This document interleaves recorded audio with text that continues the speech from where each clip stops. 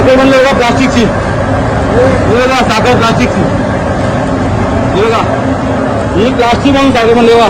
बरोबर हे बघा काय म्हणते हे बघा.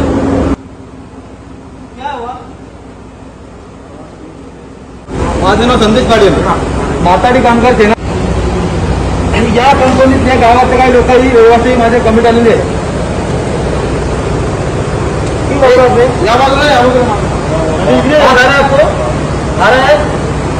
बात आ रहा है बोल रहा है तो आप बात आ रहा है, आप काम करो या बात आ रहा है. यहाँ पे गांव है, गांव में छोटे छोटे बच्चे हैं जिन्होंने अभी जन्म लिया है. सुनो मेरी बात सुनो, जिन्होंने अभी जन्म लिया है, छोटे छोटे बच्चे यहाँ पे गांव में है. सब गांव में कितने लोग भाग रहे हैं. ये केमिकल की वजह क्या है? अगर ये केमिकल की वजह से अगर कोई मर गया है तो उसकी जिम्मेदार कौन हो? आप हो सकते हो क्या? जास्त जवळ जाऊ नको. हे बघा या प्लास्टिक पासून हे बघा काय बनले बघा साखर.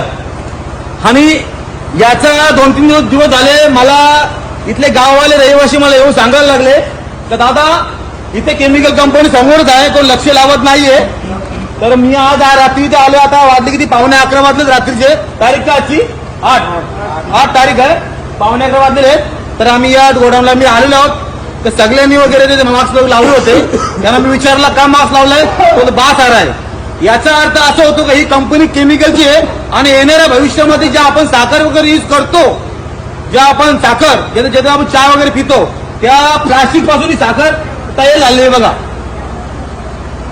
दिसतो. तर ही केमिकल कंपनी आम्ही बंद करण्याचा प्रयत्न करतो.